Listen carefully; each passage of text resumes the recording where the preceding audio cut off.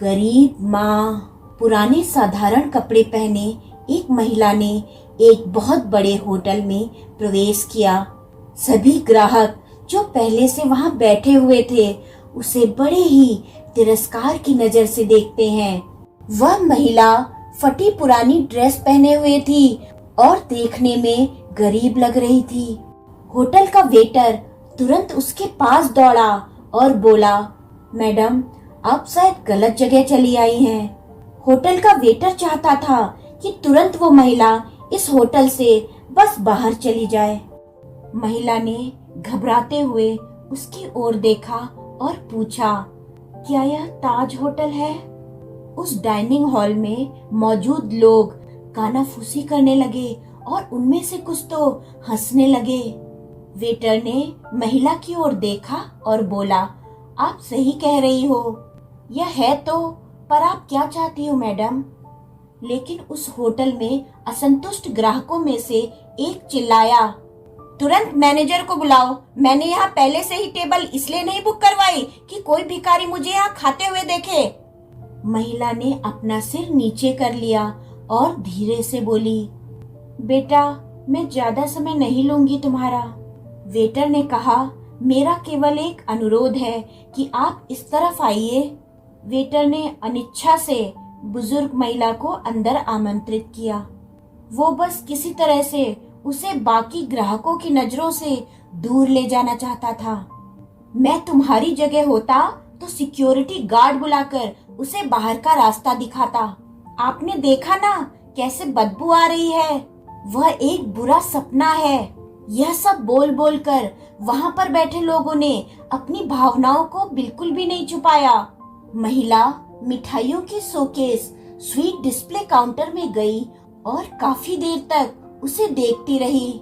वहां के बाकी वेटर उसे देख देख कर हंस रहे थे।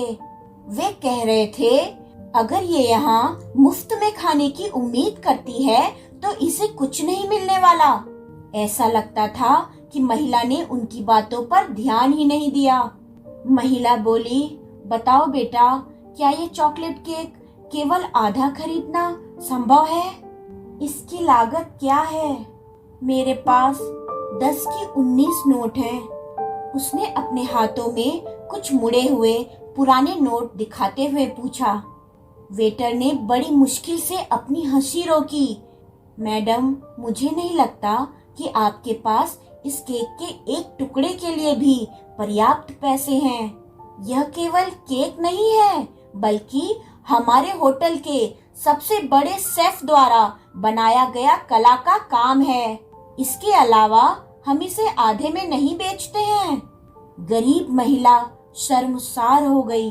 उसे लगा कि उसके अंदर कुछ टूट सा गया है। धीरे धीरे वह निराश कदमों से चलते हुए बाहर निकलने लगी।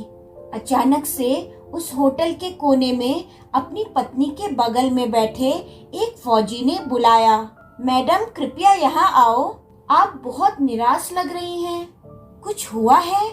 उसने चेहरे पर मुस्कान के साथ पूछा। मेरी बेटी बहुत बीमार है। जब वह बच्ची थी तो हम इस होटल के पास से गुजरते थे और वह काफी देर तक दुकान की खिड़कियों को देखती रहती थी। हमने एक दिन यहाँ से चॉकलेट केक खाने का सपना देखा, लेकिन फिर वह बीमार हो गई। मेरे पति चले गए हैं और हम दोनों का पेट पालने के लिए मुझे नौकरी करनी पड़ी। मेरे पास इलाज जारी रखने के लिए पैसे भी नहीं हैं, इसलिए अब मैं उसके लिए कुछ भी नहीं कर पा रही हूँ। तो मैंने सोचा कम से कम उसे एक केक ही दिला दूं। लेकिन मेरे पास केवल 10-10 की 19 नोट हैं। इतना कहते हुए उसकी आंखों से आंसू बह निकले। अब बिना किसी हिचकिचाहट के उस फौजी ने वेटर को बुलाया और उसे अपने खर्च पर महिला के लिए एक पूरा चॉकलेट केक पैक करने को कहा। उन्होंने महिला से कहा, आज 19 साल हो गए हैं जब हमने अपने बेटे वीर को खोया था। एक कार दुर्घटना में उसकी मृत्यु हो गई थी। मैं और मेरी पत्नी कुछ नहीं कर पाए, हालांकि वह भी मेरी तरह एक फौजी था। आपके पास 19 नोट हैं और मेरा बेटा भी 19 साल का था।